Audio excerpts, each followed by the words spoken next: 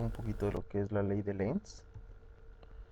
La ley de Lenz para el campo electromagnético relaciona cambios producidos en el campo eléctrico en un conductor con la variación de flujo magnético de dicho conductor y afirma que las tensiones o voltajes inducidos sobre un conductor y los campos eléctricos asociados son de un sentido tal que se oponen a la variación del flujo magnético que las induce.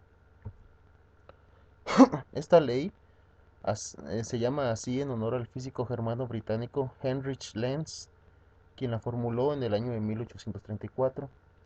En un contexto más general que el usado por Lenz, se conoce que dicha ley es una consecuencia más del principio de conservación de energía aplicado a la energía del campo electromagnético. La formulación.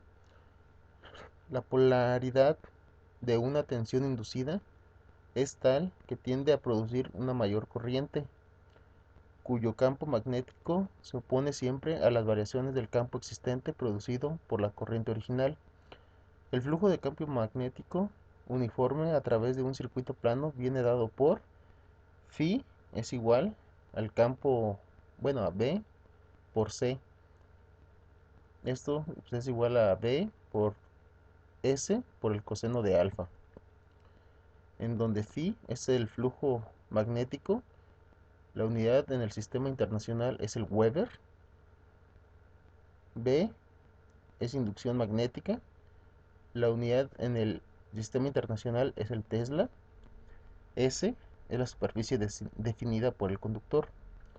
Alfa es el ángulo que forma el vector perpendicular a la superficie definida por el conductor y la dirección del campo.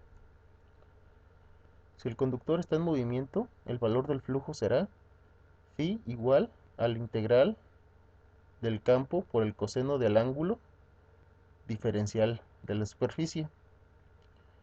A su vez, el valor del flujo puede variar debido a un cambio del valor del campo magnético.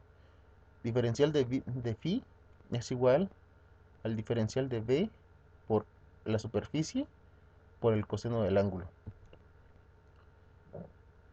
En este caso, la ley de Faraday afirma que por la tensión inducida E en cada instante tiene por valor E igual a menos N por el diferencial de phi con respecto a T, donde epsilon es el voltaje inducido, diferencial de phi con respecto al tiempo es la tasa de variación temporal del flujo magnético y n es el número de espiras del conductor.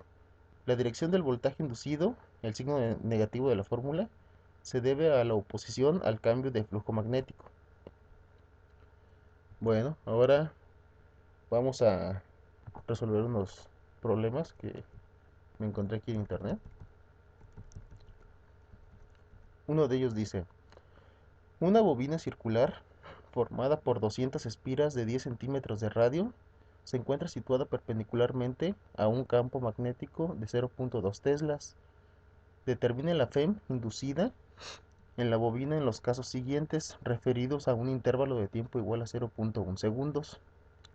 Cuando se duplica el campo magnético, cuando se anula el campo magnético, cuando se invierte el sentido del campo magnético, cuando se gira la bobina 90 grados en torno al eje paralelo, cuando se gira la bobina 90 grados en torno al eje perpendicular al campo magnético.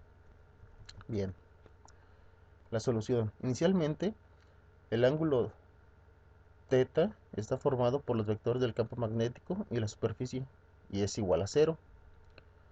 Entonces aquí el campo magnético es igual al número de vueltas por...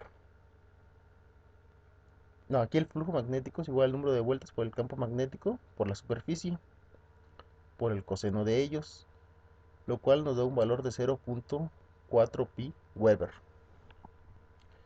Esta figura es la que nos representa el primer caso que tenemos aquí. No, perdón. Esta figura es la que nos representa el primer caso que tenemos aquí. Esta otra es donde se duplica el campo magnético, que entonces sí sería esta. Esta figura nos representa cuando el campo magnético se anula, aquí cuando se invierte el campo magnético, En esta, cuando el campo magnético se gira 90 grados en torno al eje paralelo, y en esta otra, cuando el campo magnético se gira 90 grados en torno al eje perpendicular. Bien, entonces, si se duplica el campo magnético, se duplica el flujo que atraviesa la bobina. Entonces aquí el épsilon, o la corriente inducida, es igual al cambio en el campo magnético entre el cambio del tiempo en negativo.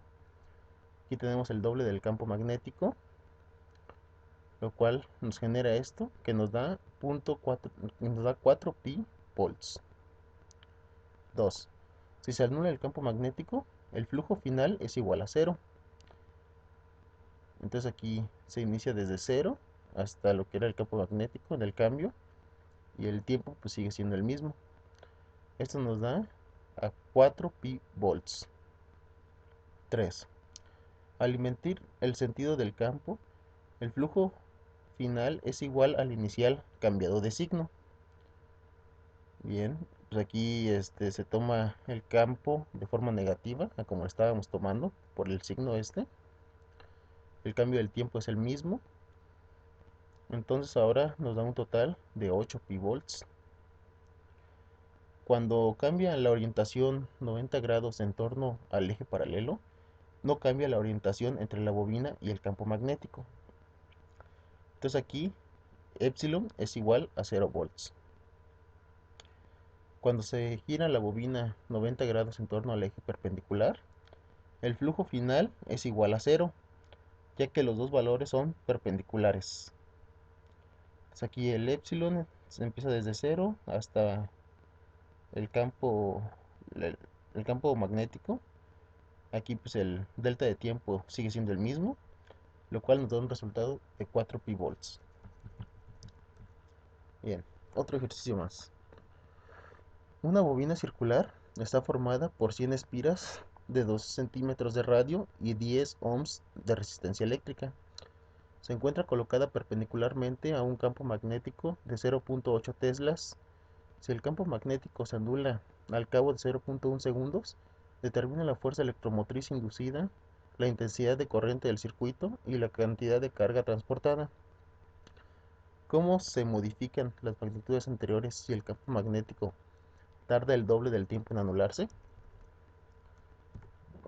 Bien, entonces, el flujo del campo magnético que atraviesa inicialmente a la bobina es este, el cual es el número de vueltas por el campo magnético que nos dan por la superficie, por el coseno del ángulo entre los dos, y esto es igual a 0.032 pi Weber.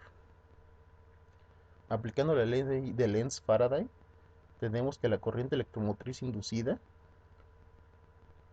es igual a 0 menos 0.32 pi entre el 0.1, que es el tiempo en el que tarda en anularse el campo magnético. Entonces aquí tenemos un voltaje de 0.32 pi volts. Al aplicar la ley de Ohm, que nos dice que la corriente es igual al voltaje inducido entre la resistencia, que son 10 ohms, tenemos un resultado final de 0.032 pi amperes. Aplicando la definición de intensidad, la cual nos dice que Q es igual a la corriente por el cambio en el tiempo, tenemos que es de 3.2 por 10 a la menos 3 pi coulombs. Ahora, si el campo magnético tarda el doble de tiempo en anularse, el delta pi es de 0.2 segundos. Se tiene que la rapidez con la que varía el flujo magnético es menor por la que disminuye el valor absoluto de la fuerza electromotriz inducida y el de la intensidad de la corriente eléctrica. Sin embargo, la cantidad de carga eléctrica transportada permanece constante, ya que no depende de la rapidez con la que varía el flujo magnético. La cantidad de carga transportada depende de la propia variación del flujo magnético, que no se modifica en efecto. Entonces aquí el epsilon, o la corriente inducida que vamos a tener, va desde 0 hasta desde 0 menos 0.032 pi teslas entre el cambio del tiempo, que ahora es de 0.2 segundos, el doble del que teníamos antes. Esto nos genera una FEM de 0.16 pi volts. La corriente